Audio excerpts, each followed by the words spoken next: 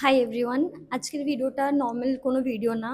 আজকে তোমাদের সাথে আমি একটা এক্সপিরিয়েন্স শেয়ার করব, যাতে করে এরকম কোনো ফ্রড বা স্ক্যামের সম্মুখীন না তোমাদের হতে হয়। সো বেসিক্যালি আমি একটা ওয়েলএক্সে ওয়ার্ড্রোব সেল করার জন্য একটা সেলারকে কন্ট্যাক্ট করেছিলাম, সরি বায়ারকে।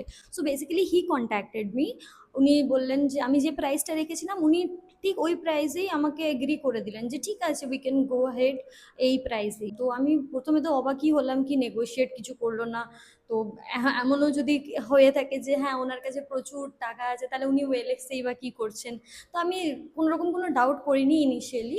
তারপরে উনি আমাকে বললেন যে ঠিক আছে আপনার নাম্বারটা শেয়ার করুন, আমি ওভার দ্য কল আমি তাহলে ডিসকাস করে নিচ্ছি। তো আমি অ্যাজ ইউজুয়াল যেরকম হয় আর কি প্রসেস, আমি আমার নাম্বার শেয়ার করলাম। শেয়ার করার পরে ওনার সাথে কথা বলাতে উনি বললেন যে ঠিক আছে ম্যাম, আপনি না একটা কাজ করুন, আপনি যে আপনি অ্যাডটা দিয়েছেন, সেটা যেটা রান করছেন অ্যাডটা, সেটা প্রথমে আপনি ক্লোজ করে দিন। তো আমি প্রথমে ভাবলাম ক্লোজ কেন করতে বলছে। তো আমি বললাম ঠিক আছে, যদি উনি কিনছেন, উনি পারচেস করছেন আর সেই অ্যামাউন্টেই পারচেস করছেন যে অ্যামাউন্টে আমি রেখেছি অফারটা, তাহলে আমার কোনো প্রবলেম নেই, আই উইল ডু দ্যাট। এবারে উনি যেটা বলছেন যে উনি নাকি ওনার মার্চেন্ট অ্যাকাউন্ট আছে, তো ওই অ্যাকাউন্ট দিয়ে উনি কোনো রকম কোনো পেমেন্ট করতে পারবেন না। সো বেসিক্যালি হোয়াট আইল হ্যাভ টু ডু ইজ, উনি একটা স্ক্যানার সেন্ড করবেন, সেখানে অ্যামাউন্টটা মেনশন থাকবে, আমাকে ওইটা স্ক্যান করে দেন আমাকে টাকাটা নাকি রিসিভ করতে হবে। তো I I know this is very weird. এখন স্ক্যানার রিলেটেড অনেক ফ্রড স্ক্যামস হচ্ছে। তো এটা আরেকটা নতুন রকম আমার জন্য ছিল যে আমি কেন স্ক্যান করবো, মানে উনি ডিরেক্টলি পে করতে পারবেন স্ক্যানার আমি সেন্ড করে দিলে।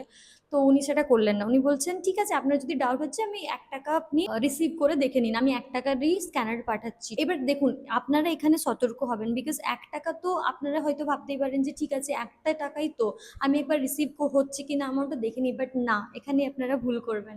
আপনারা যদি ওই স্ক্যানারটা স্ক্যান করেন, আপনাদের যত রকমের ডেটা আছে বা ব্যালেন্স আছে, সেটা কিন্তু ওনার অ্যাকাউন্টে ট্রান্সফার হয়ে যেতে পারে, বা কোনোভাবে আপনার পুরোপুরি ব্যাংক অ্যাকাউন্টের ব্যালেন্স নীল হয়ে যেতে পারে, বা আপনার ডেটাও ট্রান্সফার হতে পারে, কোনো কিছু হতে পারে।